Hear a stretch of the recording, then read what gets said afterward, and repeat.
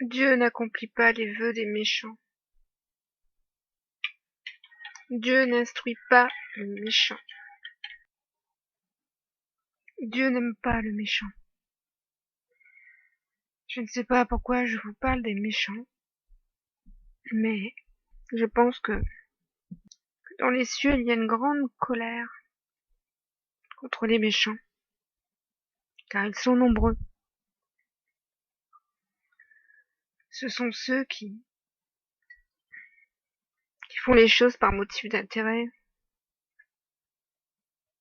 qui ont le cœur hypocrite aussi.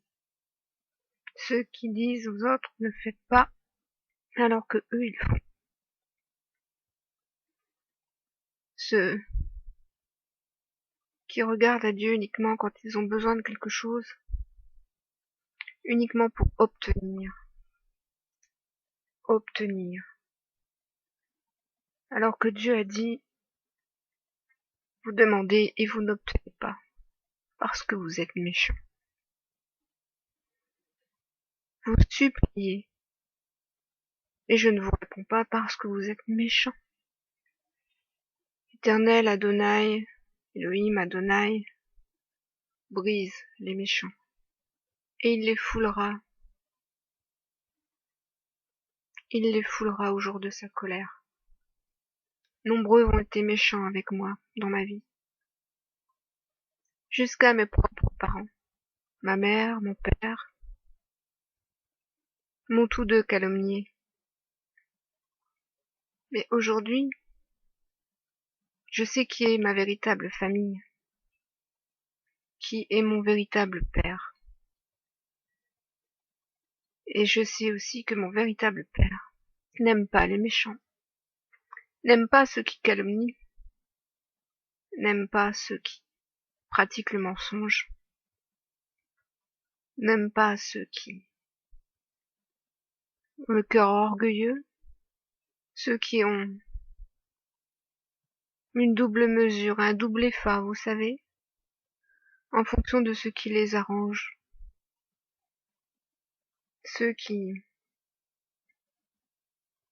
disent le connaître et qui ne le connaissent pas.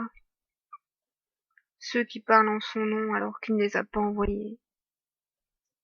Ceux qui lisent les Écritures, qui lisent la lettre, et qui n'ont pas l'esprit, et qui font simplement ces choses pour être entendus, pour être écoutés par les autres, pour avoir, parce qu'ils recherchent leur gloire, et non celle de Dieu. Et pourtant ils disent qu'ils recherchent la gloire de Dieu, mais ils mentent. Leur cœur vous ment. Leur cœur vous ment quand ils vous tiennent captifs dans leurs églises, dans leurs bâtiments, dans leurs doctrines, en vous disant que vous êtes captifs. Ils vous retiennent dans le péché parce qu'ils ne veulent pas que vous soyez libres.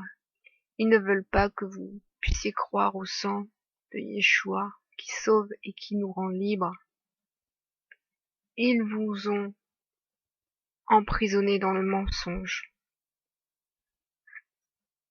Dans le mensonge. Car le mensonge est partout, y compris au milieu d'Israël, son peuple, et ceux qui ont été séduits par le mensonge se sont détournés de la vérité. Et c'est cela qui est grave, de croire au mensonge, de ne pas prendre garde à ce que vos oreilles écoutent, à ce que vos yeux voient, et de vous laisser séduire par le mensonge. On ne peut pas à la fois aimer Dieu et aimer Satan, croire en la vérité et croire au mensonge. C'est impossible. On est soit l'un ou soit l'autre. Si vous prenez le risque de croire au mensonge, vous ne pouvez pas dire je crois en la vérité. Non. Parce que vous ne pouvez pas à la fois être du mensonge et être de la vérité. Vous vous êtes détourné parce que vous avez cru au mensonge. Pourquoi? Parce que vous avez préféré aller écouter les hommes au lieu d'écouter Dieu, au lieu d'écouter sa parole, au lieu d'écouter ce qu'il vous a dit. Certains préfèrent écouter aussi leur voix, parce que certains entendent des voix qui leur parlent. Et ils écoutent ces voix, et ils obéissent à ces voix, et ils n'éprouvent pas ces voix. Lorsque Dieu dit « écoutez ma voix », il n'est pas question d'écouter les voix des esprits, les voix qu'on entend. Écouter sa voix, c'est écouter ce qu'il a dit par ses oints, ce qu'il a dit par son Fils, ce qu'il a dit par ses prophètes, ce qu'il a dit par les pères, Abraham, Moïse, Noé. Il n'est pas question d'écouter des voix qui sont des esprits et de donner du crédit et de croire en ces voix. Vous vous êtes laissé séduire. Vous vous êtes laissé séduire par le menteur. C'est pourquoi vous êtes devenus méchants pour la plupart. Parce que vos cœurs se sont refroidis, vos cœurs se sont détournés de la vérité, et vos cœurs se sont progressivement endurcis. Pour certains, ils sont devenus orgueilleux. Yeshua a donné sa vie pour sauver tous les hommes, et ils l'ont tous rejeté. Regardez combien il y a de millions d'hommes dans le monde, des millions, des milliards l'ont rejeté. Et vous savez, moi qui suis enfant d'Elohim, je sais très bien que dans le monde où l'on est actuellement, dans le temps où l'on est, qui est le temps de la fin, lorsque vous allez vers quelqu'un pour lui tendre la main ou lui proposer votre aide, cette personne est tellement endurcie et tellement orgueilleuse qu'elle refuse votre aide, alors qu'elle en a besoin. Mais elle vous dit quoi? Mais je vais très bien savoir me débrouiller toute seule. Je t'ai pas demandé de m'aider, ça va aller. Voilà comment sont devenus aujourd'hui les hommes. Même les chrétiens sont comme ça. Quand on va vers eux pour les aider, ils sont tellement orgueilleux qu'ils vous rejettent et qu'ils se vexent par orgueil. Par orgueil, parce qu'ils se sentent humiliés. Humiliés qu'une personne vient pour essayer de leur proposer de l'aide. Mais où en est le peuple? Où en est le peuple? C'est cela l'épouse de Christ? L'épouse du Mashiach, c'est ça? Je ne crois pas, non. Je ne crois pas. Je ne crois pas. Ce ne sont pas ceux non plus qui rejettent certains versets de la parole. Parce que ces versets les dérangent dans leur foi. Ceux qui, justement, n'ont pas la foi. Parce qu'ils préfèrent croire en ce qu'ils veulent. Mais Yeshua n'a pas dit vous croyez en ce que vous voulez pour être sauvé. Non, c'est en lui qu'il faut croire, en toute sa parole, pas en une partie de sa parole. Vous pouvez pas prendre dans Yeshua, tiens je vais prendre l'œil droit et je vais pas prendre l'œil gauche parce que non ça m'intéresse pas. Tiens je vais prendre le pied droit mais je vais pas prendre la main gauche. Voyons. Voyons. Ne retranchez rien. Parce que celui qui retranche sera retranché. Celui qui retranche sera retranché. Et il y en a nombreux qui ont déjà été retranchés. Ils le savent même. Mais ils ne veulent pas l'admettre parce que ça leur fait peur. Bien sûr, ça leur fait peur de se dire mais je peux pas être perdu, je peux pas être retranché du corps de Yeshua, c'est pas possible.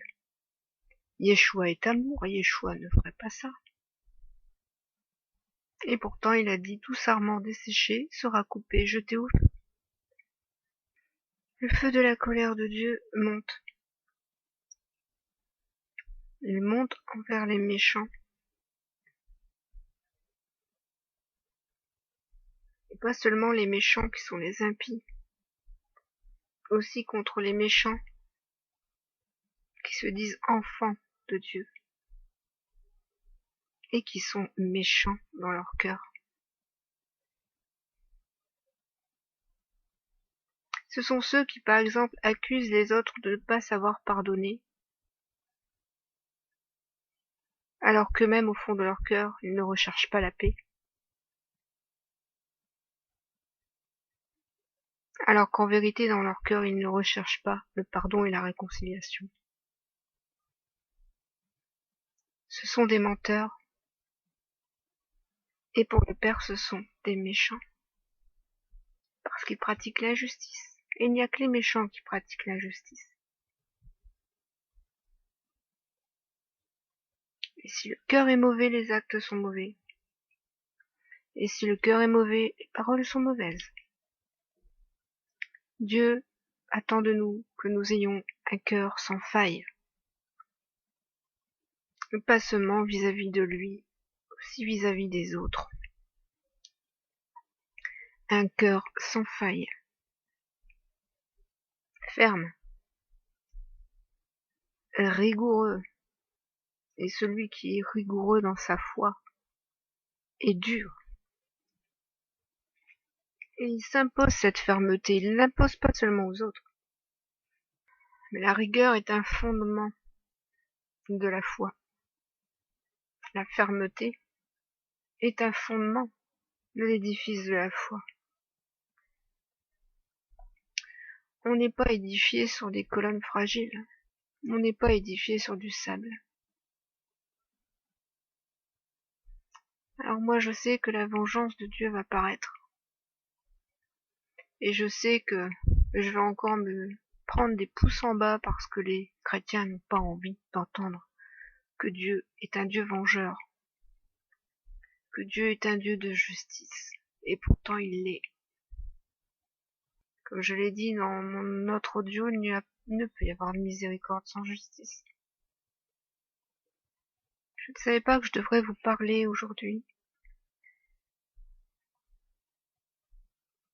J'ai simplement demandé à Dieu qu'il me montre mon cœur, afin que si il y a des choses où je dois me repentir, que je le sache.